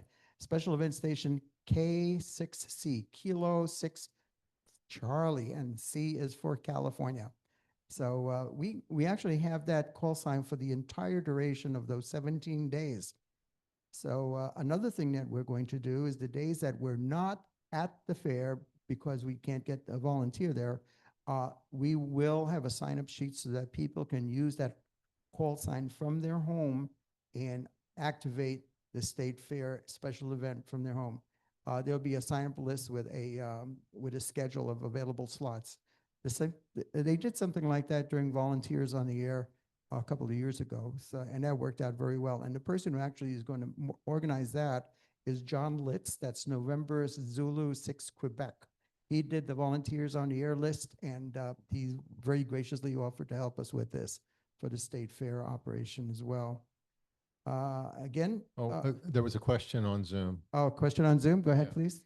Yeah, the sign-up sheet, I signed up today, and it had check boxes for equipment you could bring yourself. Do they want us to bring our own equipment to Cal Expo and set it up there, or how's that? That's essentially, yeah, because the section does not have its own store of equipment, you know, for general public use. We're asking people to bring their own equipment and to be responsible for their equipment, and then to when they leave, to take their equipment with them. That's, I think, the reasonable thing to do. Will we have like power and stuff like that there to? Yes. Okay. Yes, there's going to be AC power there. We're actually having a site visit on Thursday at 11 o'clock with administration to make sure that we have a location where we can mount antennas and route cables to antennas. So we're definitely going to be taking care of that this Thursday. Awesome, thank you. Question? What we're going to, yeah, that's a good question. Will we put up our own antenna? Well, if you have an antenna that you want to bring in a cable, we have to see, first of all, Thursday, what's there. And that way we'll be able to get back together. We're going to talk with all of the volunteers and explain to you exactly what the logistics are in a situation. It would be ideal to have an antenna that's set up in the beginning of the day and then taken down at the end of the day, so you don't keep taking up and down antennas throughout the day. You're absolutely right about that. Maybe we could work something out where one person would be in charge of the antennas and make sure there's an antenna for whoever comes in with their radios. That's antenna for the duration. We'll have to speak with the administration about that. I'm kind of hesitant to be leaving any equipment there without any of us actually watching it. That's my personal feeling. But there's security on, you know, throughout the grounds over there. But I would not like to see something, you know, without somebody watching it. Okay, thank you. This weekend, Reno Ham Swap, if anybody wants to take a ride up the mountain up there into Verde, Nevada, that's a ham swap meet. And yeah, we have our club breakfast, of course, on the 17th, and second breakfast is going to be on the 24th. So two breakfasts in May. You're all welcome. Yeah, Let's see how that worked out. It worked out very well last month. We had our first breakfast and our second breakfast. They were both very well attended. First one, of course, is at the Brookfields on Madison Avenue, and the second one is at the one down on Folsom Boulevard in Rancho Cordova, because we have some members down in that area who would prefer to go to breakfast there. Let's go. May contest, very few contests. There's the Canadian Prairies QSO Party, May 10th to 11th, the Arkansas QSO Party, May 17th to 18th, and also the W6SFM, that's our sister club, the Samuel F. Morse Amateur Radio Club here in Sacramento. They have their bug roundup. That's actually an on-the-air activity, not a contest, but it's great to participate in. And maybe those four of you here who operate CW in the club here, just blow the dust off your bugs and get on the air and have a few QSOs. And then May 24th to 25th, we have the CQ Worldwide WPX CW contest. You see, there's another contest that you need Morse code for. Reminder about our nets. Tomorrow we'll have our 2-meter net at 8 p.m. on the regular repeater. Then 8:30 we have our 10-meter net on upper sideband, and then we have a slow scan TV net at 9 p.m. That slow scan TV net has been going on for 15 years, and it's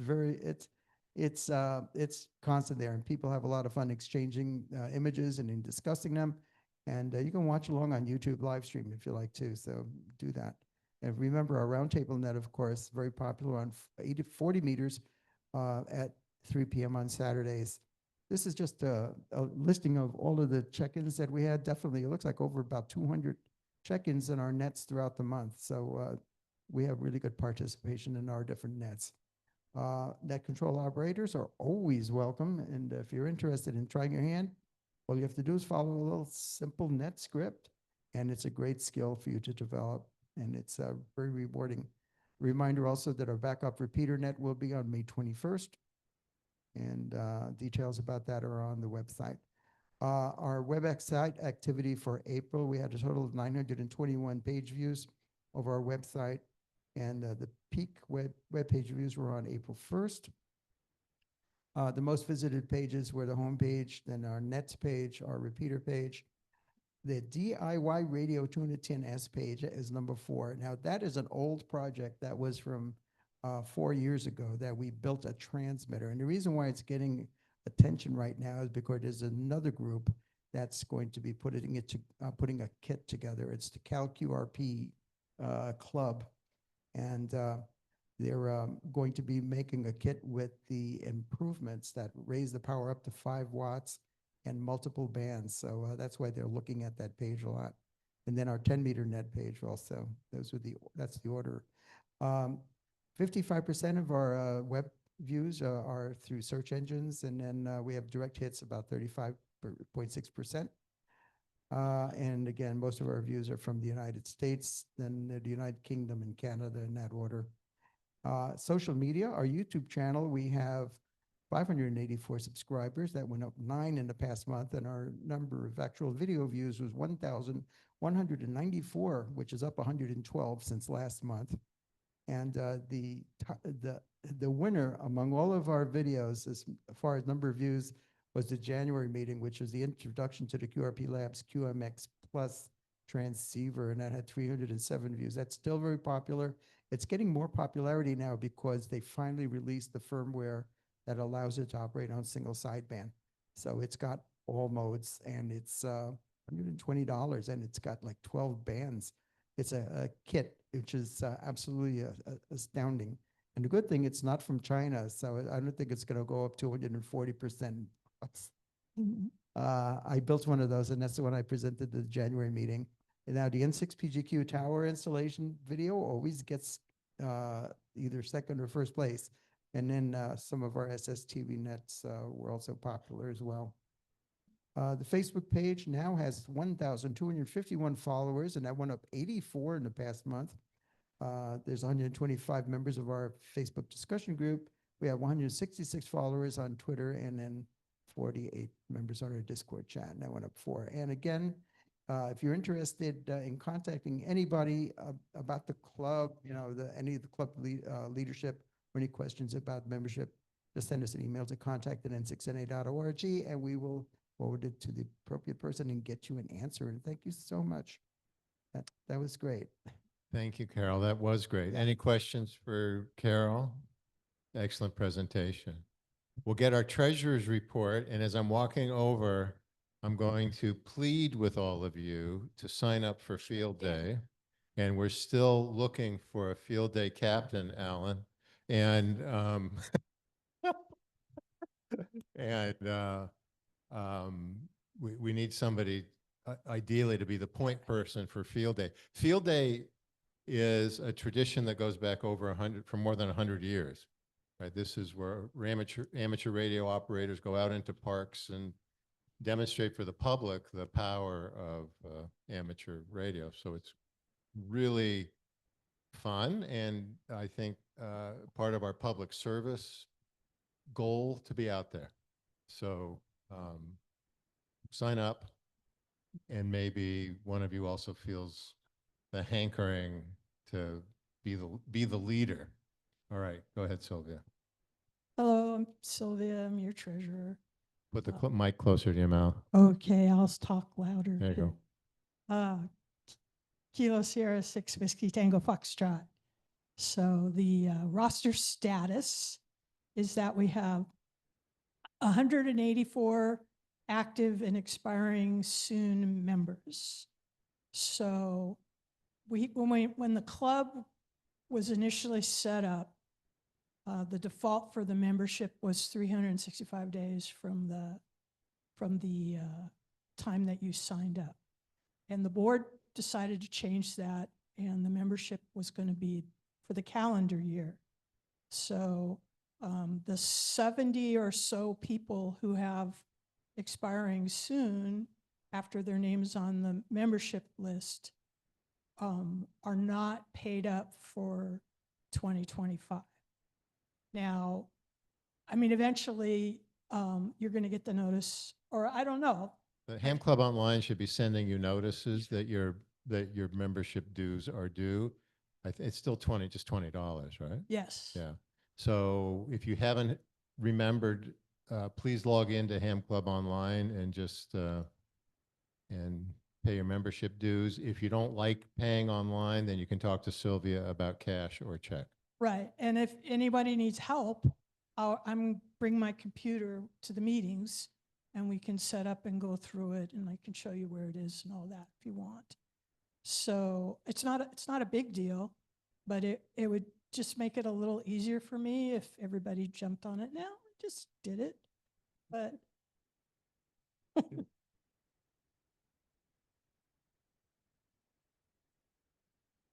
I have a computer at that table, and I can get you set up tonight if you want, Art. So we had 2 new members. So the period for this is through April 21st. So we've had 1 new member since then, but that'll get picked up next month. So I'm still figuring out what's expected of me and what I want to do in this role. So I'm thinking I need to pick up the membership stuff and do it more than once a month, do it every other week or something like that. And I still need to figure out how to actually move the new membership role onto the website. So Carol and I are going to talk about that later. So our new members are David Palmer and Stu Clark. Are either of you here this evening? Anyone online? Nope. Cool. So financial report, March 23rd, we had $10,126. And April 22nd, we had $10,168 in the general fund. And I'm still working through getting the repeater fund all teased out, but it's got approximately $3,700 in it. I have details for the repeater fund. I need to figure out where so we did a kind of a handover in March, and I need to find the paperwork for that there to get it down to the dollar. So so they're all there. I just haven't added. There's so many spreadsheets, you would not believe it. And we got repeater fund donations in this period from David Minke and Lawrence Upjohn. Is Lawrence here? I can't, does he like to be called Randy or is there, no, I don't know. All right. So, does anybody have any questions? Thank you, Sylvia, for taking this on. I know, yeah, like that you are trying to update our system, so thank you very much. Any questions for Sylvia? All right. Carol, is there anything else before we go to show and tell? Anybody think of anything else? I don't know. We've berated everybody to volunteer for all these things. Oh, well, show and tell, and then at the end we do the door prize. Yeah, and then we'll do the door prize.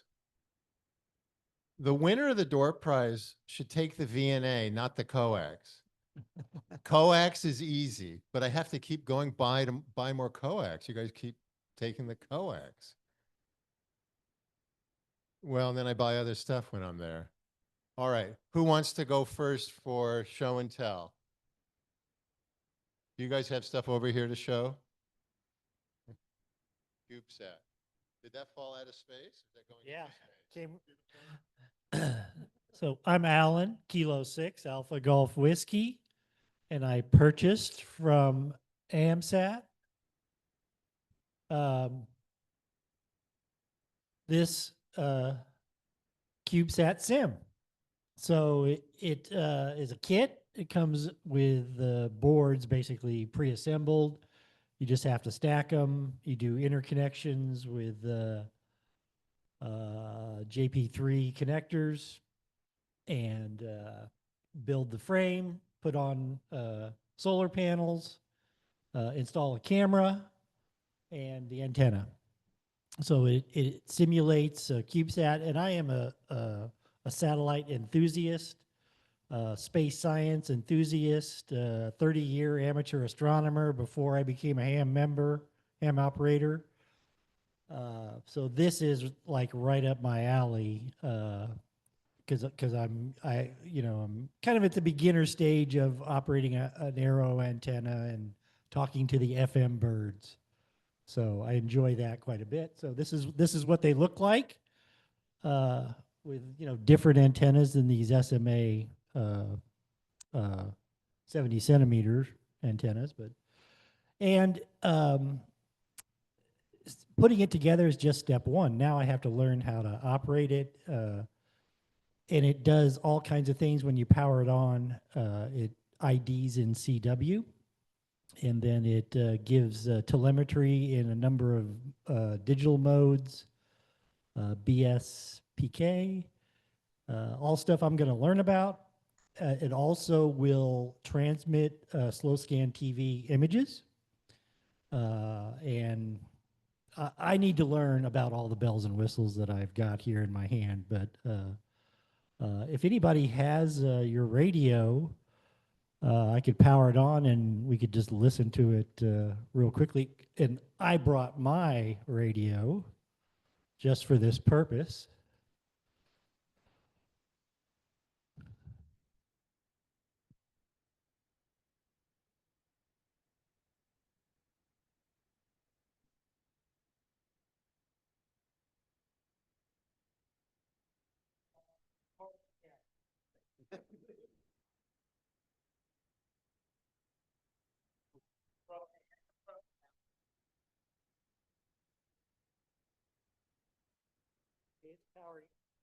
It's powering up and should transmit.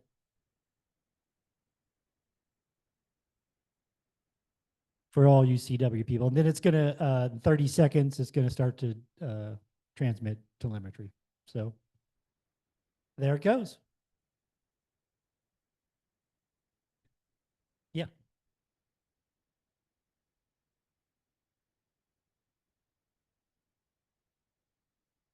Similar, yeah, similar in size. Go ahead then. Here. Yeah, the question would be, what would be the price range for this? And if this is equivalent to any of the amateur satellites on orbit right now? Yes, I think it's similar to the satellites that are up there now. Not that it doesn't have any durability or the shielding that would be needed and all that technical stuff, but as far as downlink of telemetry, those are all very similar. Price, it is an expensive toy. It's an adult toy. $400 for the kit when you get it through AMSAT. I think they're gone right now. You cannot get them for the time being. Understand that Smithsonian has them, but they're $995. So hopefully AMSAT will come back with some more. So that's what I got. Thank you.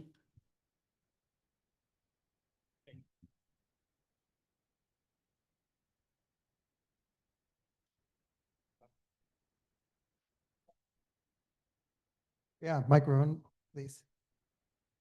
Yeah, I'm trying to learn CW a little better, and I got this cheap little Morse code decoder that would hopefully tell me when I'm making mistakes and everything. It's a kit. It's basically all put together. It comes with a case that I haven't put together, but I'll plug it in. It has a cheap little key that you can play with it. And Who makes it? How do we get them? I got it from Aliexpress for I think $10. Now I just looked it up. It's $4.50, but then there's $10 shipping on it. So All right. so the price has gone up a bit, but it comes with, here's a straight key. It's just a little, but Do your call sign. let's see. Will it make sound or just? No, this just let's see. Oh wait, okay, I messed it up pretty bad there. Hold it up so people can see it. See, is it working? Oh no, it's okay. It takes a minute to like it's not gonna. You have to key in for a while before it figures out what speed you're sending and starts copying That's great. accurately. But let's see. I'll try and. Okay, there I got an A. Okay. Can you plug in any key? Yes. Okay. Yeah. In fact, yeah. Okay. Let's see. Did you get a 6? F. L. There. Yeah. AJ6FL. Do you want to show it in front of the camera? Sure. Yeah. So. The camera's right here. Yeah. There you go. What? There, you're in. Okay.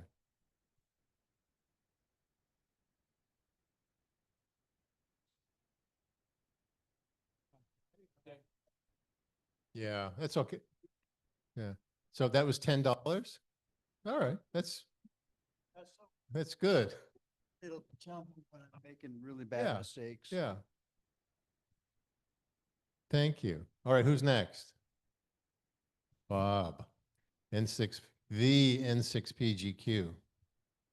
Well, I always try to bring something that's affordable and everybody would want to have. So I've taken a break from that. I went to the DX convention a little while ago, and Elecraft introduced a new antenna. And trying to keep them in business, I decided I would buy one on the spot. So this is the AX3 antenna. Works 6 through 20, and if you get a coil that goes in there, it'll work 40.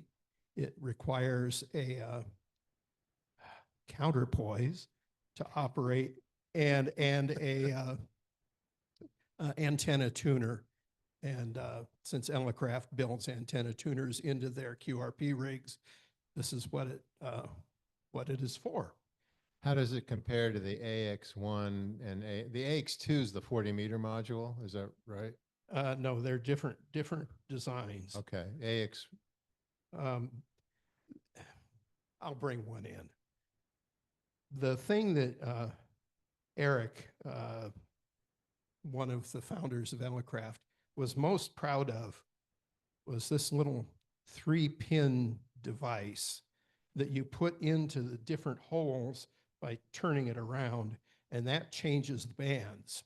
Instead of using a switch that he would have to get that was larger, that would solve the problems of in a high RF and high voltage, he designed this so that it becomes the switch.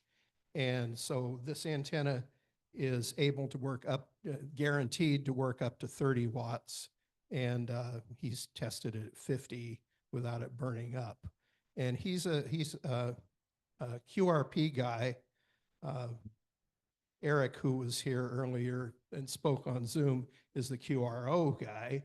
And so he's the one that develops all the little portable HF rigs that you would use. So this is their new antenna. It is not QRP in price. It's about $250. So if you're really into backpacking or using CW on a Parks on the Air expedition or something like that, this is a great little antenna.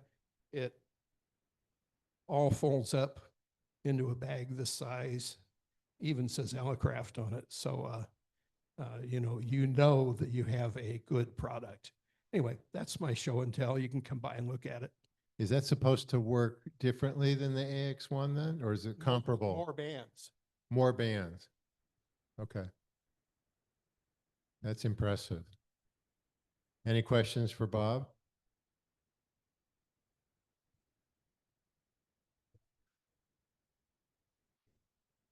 Quarter by 20 screw on the bottom so that you could put it onto a tripod.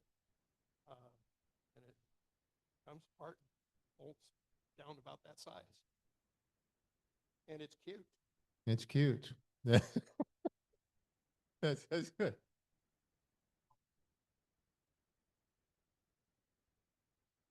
Is this a show and tell item, Bill? Oh, you guys are doing deals. Okay.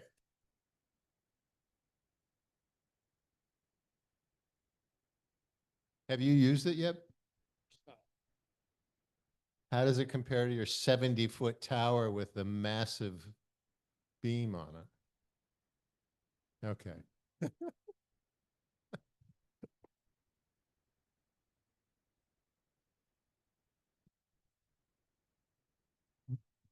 Who else has something to show and tell?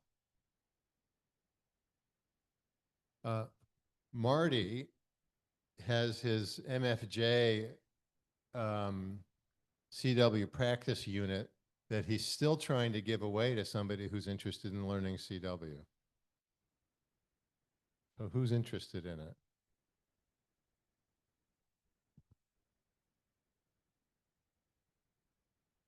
Kayla, you want it? Okay. What's that? Sure.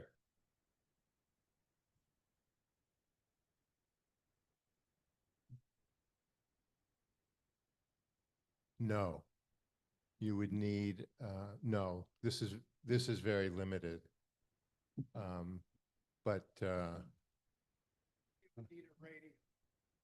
you would need a radio. Yeah, but It would try, yes. Yes. would this work on that? I don't know if that would. Just use it as Well, it's got an earphone output. I guess it might. I'm not sure. All right. This is from K9MEG. Because he's such a master of CW now that he doesn't need it anymore. You're welcome. He lent it to me and it helped me. So it's great to pass these things on. It's good. Thank you, Marty. All right, who else has anything to show? Are we ready for the raffle? Are there any questions or comments or any suggestions for future meetings? Topics? It was great. This was good. Yeah. Yeah. Thank you, Neil. All right. Kayla. We're from KA6Y Lake, Kayla, and we were talking about counterpoises. Now, everybody has that love-hate relationship with the counterpoise, and I would like to learn more information about it.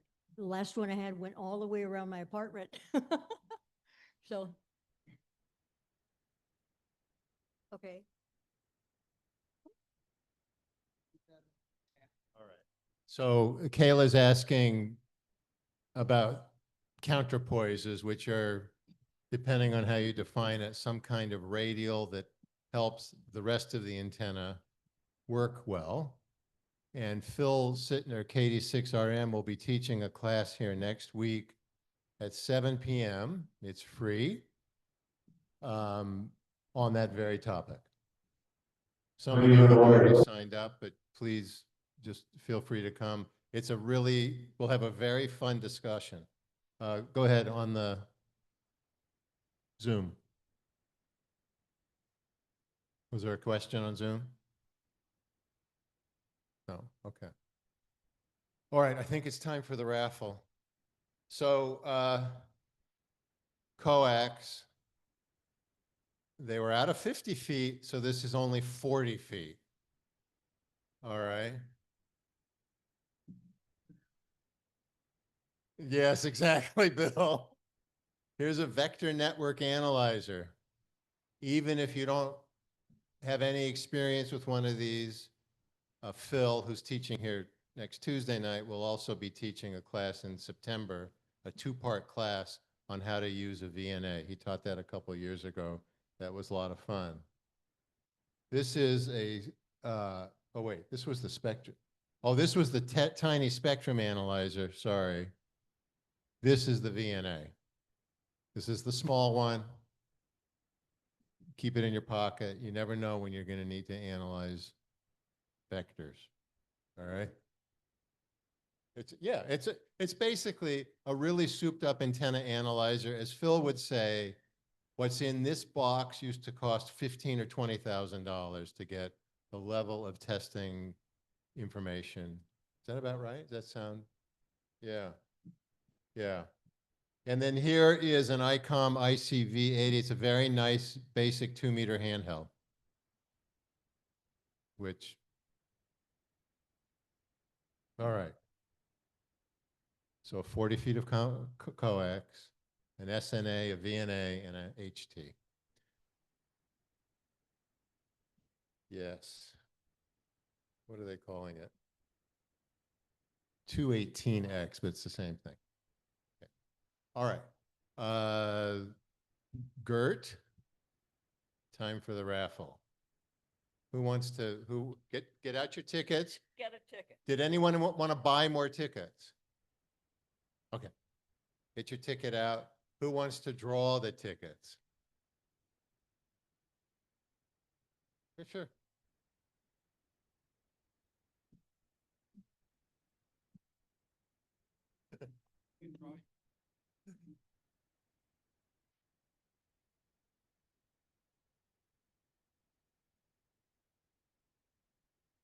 One 56356.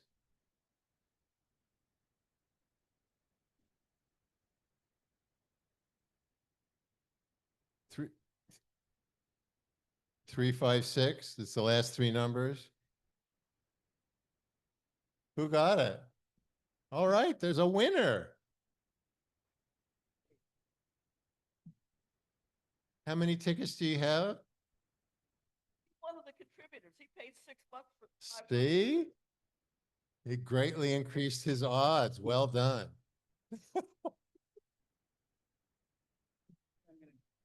All right, are you going to take the coax or are you going to? Oh, excellent. The HT. Very nice. That's a very nice ICOM HT. I feel, well, we have more radios in my garage. I don't have to go to HRO to buy more coax. So I think it's about 6 more left. Well, Phil got a deal.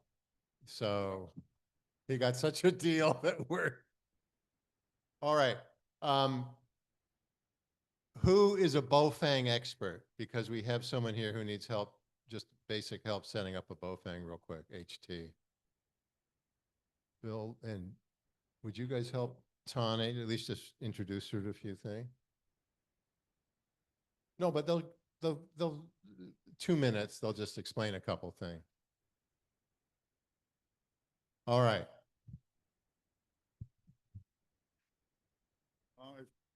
Talking about the Baofeng, I have found like a guy that wrote a quote manual for it that's much better than like the Chinese thing you could get. So if you'd like that, you give me an email address, I'd send it your way.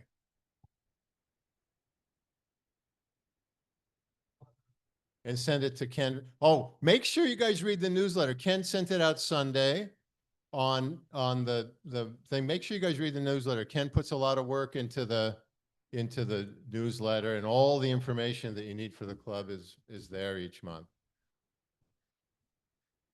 Yeah, if anybody want to write a guest article, please feel free. All right. Any other comments or questions before we close the meeting? Who found the April 1st article or ad in QST?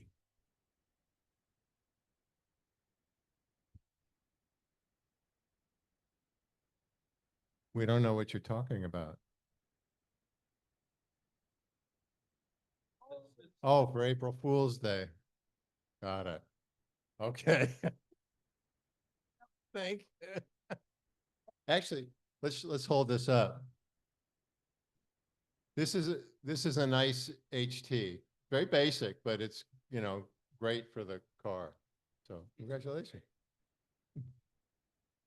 All right, Carol, anything else? All right. We'll see you guys. I hope to see a lot of you here next Tuesday for the antenna seminar. And then we'll see you next month for the club meeting. Thank you all for being here. If you have any questions about your membership or Ham Club Online, Sylvia is in the back with her computer.